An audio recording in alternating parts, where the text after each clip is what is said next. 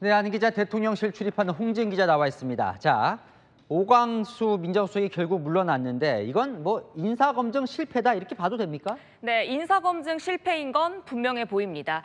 대통령실 역시 어쩔 수 없는 부분이 있었다며 인사검증에 부족함이 있었다고 인정하고 있습니다.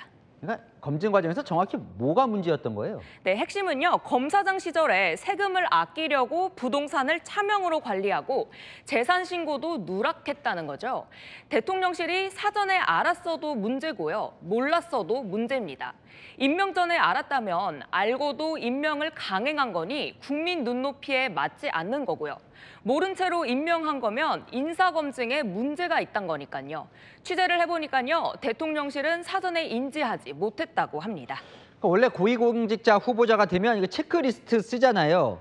그러니까 오 수석은 안 쓴 건 아닐 거 아니에요? 네, 이 역시도 취재를 해보니 오 수석은요. 다른 수석급 인사들처럼 64페이지 분량의 고위공직 후보자 사전 질문서를 작성한 걸로 알려졌습니다. 이 질문서는요. 자진 신고서 개념입니다.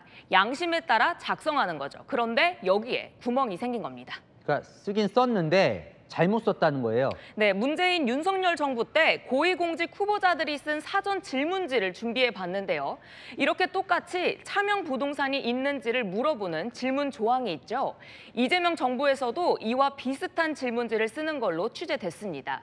대통령실 설명을 들어보니 차명 부동산 소유 여부를 묻는 질문이 과거가 아닌 현재 기준이라 오 수석이 아니오라고 답했다고 합니다. 본인이 아니오라고 한 이상 검증팀이 걸러냈어야 했던 건데 지금 인수위도 없이 출범한 정권에서 10년 전 의혹이 담긴 판결문까지 찾아낼 수 있었겠냐. 모든 걸 잡아내긴 어려웠다는 게 대통령실의 설명입니다. 사실 검증 제대로 하겠다면서 법무부에 있는 검증 기능 다시 가져왔잖아요. 민정수석실로. 네. 인사검증은 지금 누가 하고 있습니까? 네, 아직은 내정 상태지만요. 전치영 공직기강 비서관, 이태영 민정비서관, 김용채 인사비서관 이 3인방이 인사 검증을 맡고 있는데요. 이재명 대통령의 최측근으로 불리죠. 대통령실은 워낙 급해서 수석 검증은 좀 소홀했지만 내각 검증은 시간을 갖고 충분히 하고 있다고 밝혔습니다. 근데 사실 부동산 투기, 뭐 세금 탈루 이런 거 문재인 정부 때는 아예 배제 원칙이었잖아요. 네, 그렇습니다. 하지만 이재명 정부에서는요, 별도 인사 원칙은 따로 안 만들기로 한 걸로 취재됐습니다. 일률적 기준을 적용하는 대신에 충분한 시간을 갖고 철저히 검증하는 걸 원칙으로 하기로 했습니다. 일률적인 원칙은 능력 있는 전문가를 구하는데 너무 큰 제한이라는 겁니다. 근데 사실 이 부동산 의혹이 어제 터진 게 아니었거든요. 사실 저거 알고도 그냥 간다는 기조였는데 왜 바뀐 거예요? 네, 이틀 전만 해도 대통령실 핵심 관계자 오 수석 거취에 변함이 없다라고 했는데요.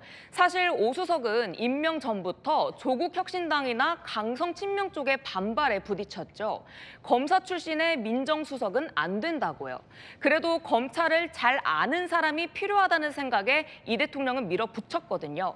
하지만 차명 의혹이 불거졌고 시민단체와 진보 언론들이 합세해 거세게 밀어붙이자 버티지 못했습니다. 한마디로 내부의 벽을 넘지 못한 거죠. 자, 그렇다면 후임 민정수석은 비검찰 출신이 올까요? 네, 아무래도 검찰 출신을 다시 임명하는 게 아무래도 부담스러운 지점이겠죠.